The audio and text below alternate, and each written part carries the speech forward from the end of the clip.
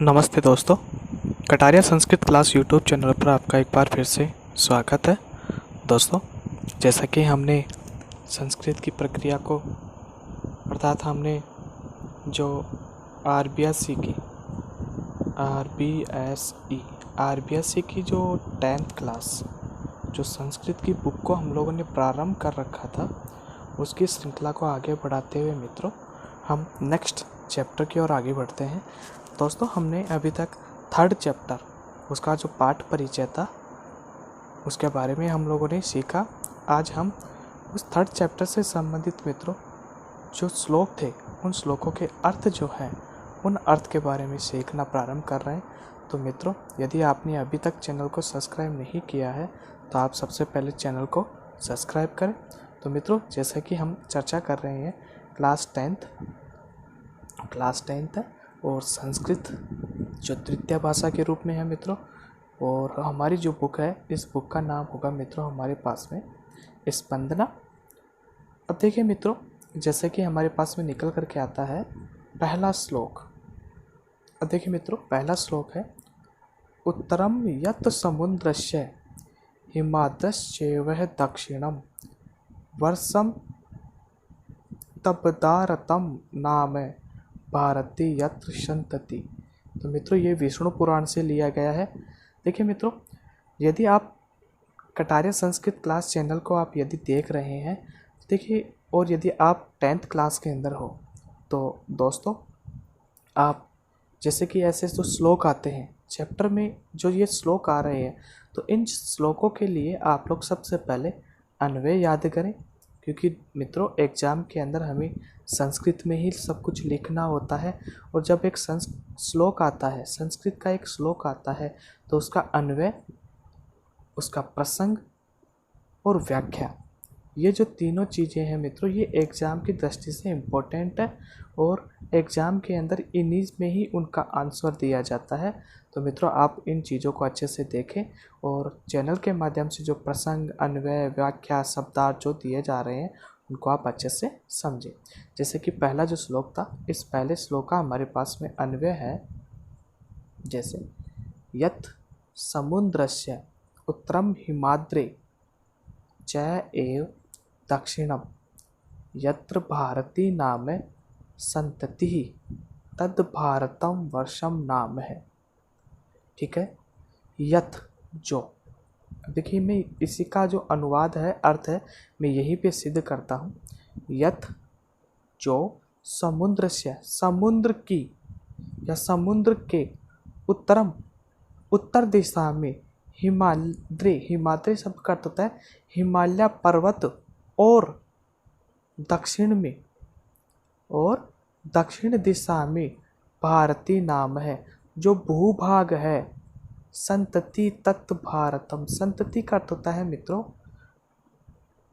भारतीयों की संतान, अर्थात जहाँ भारतीय अर्थात सरस्वती के पुत्र है, तत् भारतम वर्षम नाम है, वही भारत देश है। फिर से देखिए मित्रों, यहाँ पर हमारे पास में इसका अन्वय निकल कर के आता है यत् समुद्रस्य उत्तरम हिमाद्रे च एव दक्षिणम।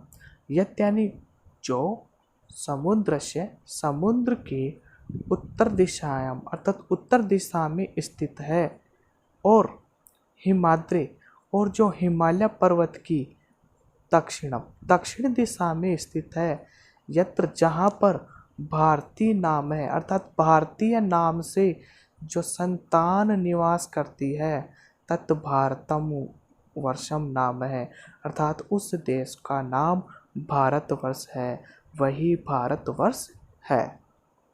ठीक है मित्रों, तो अपने पास में जैसे कि यहाँ पर है कठिन शब्दार्थ है उत्तरम, उत्तरश्याम दिशि, हिमाद्रे हिमालयस्य, दक्षिणम दक्षिणश्याम दिशि, भारती भारतीय है, संतति सुता।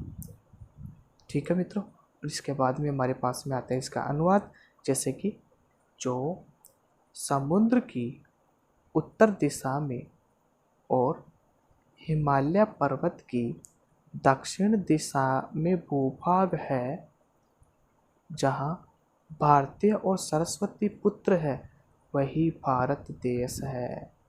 ठीक है मित्रों, तो ये था हमारे पास में इसका अन्वय और व्याख्या अर्थात अनुवाद। अब इसके बाद हम चर्चा करते हैं प्रसंग की। प्रस्तुत पद्यम अस्माकं पाठ्यपुस्तकस्य स्पन्दनायाः स्वराष्ट्रगौरवम् इति शीर्षकपाठात् उद्धृतं। मूलतः पद्यमिदं विष्णुपुराणातः सङ्कलितम्। अस्मिन् पदे भारतदेशस्य भौगोलिकं स्थिति वर्णयन् कवि कथयति यत्। तो मित्रों, ये जो प्रसंग हमारे पास में निकल कर के आया, इस प्रसंग को आपको इसी तरीके से याद करना होगा। जैसे इसकी व्याख्या संस्कृत भाषा में की गई है कि सागरस्य, यह उत्तरश्याम दिशि, जो सागर के उत्तर दिशा में, तथा हिमालयस्य दक्षिणश्याम दिशि, और हिमालय के दक्षिण दिशा में भूभाग वर्तते, जो भूभाग है से वह भाग है जहाँ पर लोग निवास करते हैं, भारत देश कथ्यते, उस देश को भारत देश कहते हैं। अस्मिन् भारत देशे, इस भारत देश में, भारतीयः, भारतीय लोग, नाम है सरस्वती पुत्रः निवसन्ति, अर्थात नाम के सरस्वती के पुत्र निवास करते हैं। अर्थात भारत देशे ये वसन्ति ते भारतीया कथ्यन्ते, अर्थात जिस देश में ये भारतीय निवास करते हैं उसे ही भारत देश कहते हैं। ठीक है मित्रों, तो यह था हमारे पास में पहला श्लोक। अब इसके बाद में हम नेक्स्ट श्लोक की ओर आगे बढ़ रहे हैं और हमारे पास में नेक्स्ट श्लोक निकल कर के आता है। हिमालयात् समारंभे यावदिन्दु सरोवरम तम देव निर्मितम देशम हिंदुस्तानम प्रचक्षते। ये मित्रों, यह जो श्लोक है, देखिए मित्रों, यदि आपने इनकी राग नहीं सुनी है तो इससे पूर्व वाले वीडियो को आप ज़रूर देखें। लेकिन देखने से पहले आप चैनल को एक बार सब्सक्राइब जरूर करें, क्योंकि चैनल को सब्सक्राइब करने के बाद में ही आपके पास में पूर्व वाला वीडियो प्राप्त होगा। ठीक है मित्रों, देखिए मित्रों, ये जो श्लोक है, इस श्लोक का अन्वय होता है जैसे हिमालयात् समारंभ है, सेकंड भी ऐसी कैसे है, इंदु सरोवरम, इंदु सरोवरम। देखिए मित्रों, यहाँ पर यावत शब्द लिखा हुआ है उसको बाद में लिखा गया है। देव निर्मितम, तम को यहाँ पे लिखा गया। देश हिंदुस्तानम प्रचक्षते, अर्थात दो ही अपने को चेंजिंग करनी है, बाकी का सब वैसे की वैसे ही है। यहाँ पर आगे लिखा हुआ है इंदु सरोवरम, इसका अर्थ होता है हिंद महासागर इति।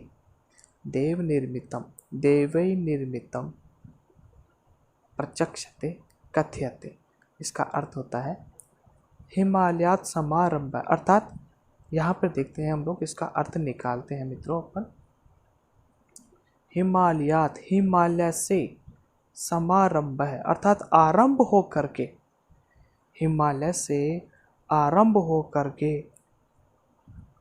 इंदु सरोवरात, हिंद महासागर तक। हिमालय से, जैसे कि मान लो ये हिमालय है, यहाँ से प्रारंभ हो करके हिंद महासागर तक यह देश स्थित है, अर्थात जो देश स्थित है, देव निर्मितम, जिसको देवताओं ने बनाया है, तब देशम हिंदुस्तानम प्रचक्षते, उस देश को हिंदुस्तान कहते हैं। दोबारा से देखिए दोस्तों, इस श्लोक का अर्थ हिमालयात समारंभ है, हिमालय से प्रारंभ होकर के इंदु सरोवरम, इसका अर्थ होता है हिंद महासागर। क्या अर्थ होता है इसका, हिंद महासागर। यावत, यावत का अर्थ होता है तब तक, अर्थात यह देश है स्थित है, अर्थात जो देश स्थित है, देव निर्मितम, और जिसको देवताओं ने बनाया है, तम देशम हिंदुस्तानम प्रचक्षते, उस देश को हिंदुस्तान कहते हैं। ठीक है दोस्तों, तो इसी श्रृंखला को आगे बढ़ाते हुए अब हम यहाँ पर हिंदी अनुवाद, प्रसंग, व्याख्या अब ये निकालते हैं। तो सबसे पहले हिंदी अनुवाद, हिंदी अनुवाद होगा मित्रों इसका, हिमालय से लेकर हिंद महासागर तक जो भूभाग है देवताओं द्वारा निर्मित, उस स्थान को हिंदुस्तान कहते हैं। ठीक है दोस्तों। अब इसके बाद देखिए मित्रों, यहाँ पे आता है प्रसंग। दोस्तों प्रसंग वही है हमारे पास में, प्रस्तुत पद्यम अस्माकं पाठ्यपुस्तकस्य स्पंदनायाः स्वराष्ट्र गौरवम इति शीर्षक पाठात् उद्धृतम्। मूलतः पदमिदं बृहस्पत्यागमात् संकलितम्। अस्मिन् पदे हिन्दुस्तानस्य भौगोलिकस्थिति वर्णयन् कवि कथयति यत्। अब देखिए दोस्तों, जो हम लोगों ने हिंदी में जो अर्थ निकाला था उसे संस्कृत में यहाँ पर बताया गया, और एग्जाम की दृष्टि से ही हमारे लिए ये बड़े ही इम्पोर्टेंट है। तो आप प्रसंग को और व्याख्या को 100% याद करके रखें। अब इसकी संस्कृत भाषा बनती है कि हिमालय पर्वतात प्रारंभ है, अर्थात हिमालय पर्वत से प्रारंभ होकर के हिंद महासागर पर्यंतम, हिंद महासागर तक यह देश स्थित है, जो देश स्थित है देवे रचितम, और देवताओं ने उस जिसे बनाया है, तम देशम हिंदुस्तानम इति कथ्यते, उस देश को ही हिंदुस्तान कहते हैं। भारत देशस्यैव अपर नाम है हिंदुस्तानम अस्ति, भारत देश का दूसरा नाम हिंदुस्तान है। इस अंतिम लाइन का अर्थ होता है मित्रों, भारत देशस्यैव अपर नाम है, भारत देश का दूसरा नाम हिंदुस्तान है। ठीक है मित्रों, तो आपको ये दो श्लोक जो बताए, इन दोनों श्लोकों के प्रसंग और व्याख्या, इनको आपको याद करके रखना है।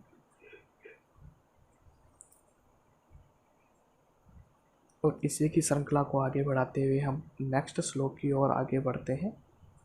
और हमारे पास में नेक्स्ट श्लोक है, गायन्ति देवाः किल गीतकानि धन्यास्तु ते भारत भूमि भागे स्वर्गापवर्गा स्पंद मार्गभूते भवन्ति भूयः पुरुषा सुरत्वात्। अब देखिए दोस्तों, यह श्लोक भी विष्णु पुराण से लिया गया है, और इस श्लोक का सबसे पहले यहाँ पर अन्वय आ रहा है। अन्वय को हम देखते हैं, देवः, अर्थात इसको पहले लिखा गया, इसे पहले लिखा गया है देवा, किल गीत कहानी, इस लाइन को ऐसे कैसे लिखा गया है मित्रों, और गायंती जो शब्द है, इस गायंती शब्द को अंत में लिखा गया है।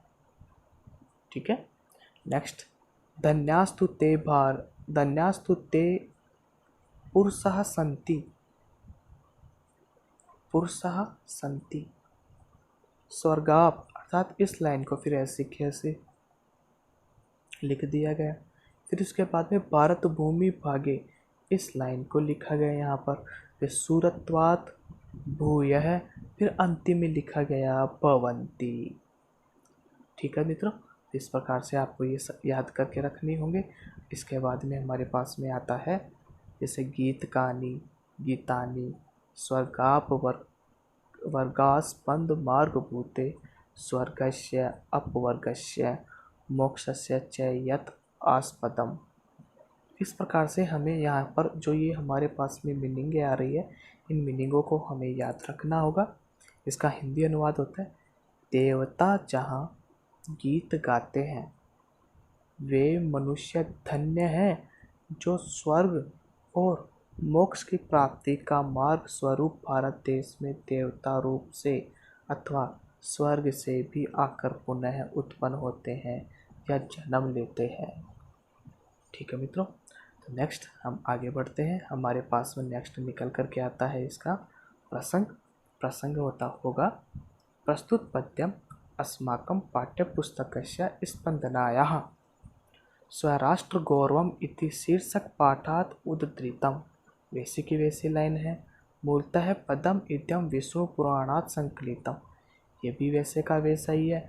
अंतिम जो लाइन होगी सिर्फ अपने को वो याद रखना होगा। इसके बाद में हमारे पास में यहाँ पे निकल कर के आती है व्याख्या है, यस्य भारतस्य महिमायाः देवता अपि गीतानि गायन्ति।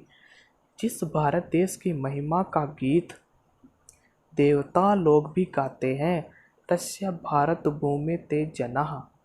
उस भारत भूमि पर रहने वाले जो लोग हैं, धन्यः, वो सभी के सभी धन्य हैं।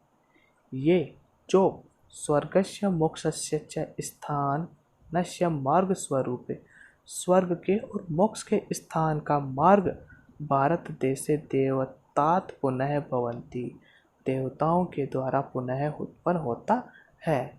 अर्थात भारत देशे देवता रूपेण जनाः जन्मः प्राप्नुवन्ति। भारत देश में देवता रूपी जो लोग हैं, व्यक्ति हैं, वो यहाँ पर जन्म लेते हैं। ठीक है मित्रों, तो 10th क्लास से संबंधित अभी 3 श्लोक ही यहाँ पर सिद्ध किए जा रहे हैं। यदि आपने अभी तक चैनल को सब्सक्राइब नहीं किया है तो मित्रों आप सबसे पहले चैनल को सब्सक्राइब करें। और बाकी के मित्रों जो 11 जो श्लोक थे उसमें से हमने 3 कंप्लीट किए, 8 शेष रहे। नेक्स्ट वीडियो हम एक और यहाँ पर अपलोड करने जा रहे हैं, तो आप नेक्स्ट वीडियो का वेट कीजिए। तब तक आप इन वीडियो को देखते रहिए। ठीक है मित्रों, धन्यवाद।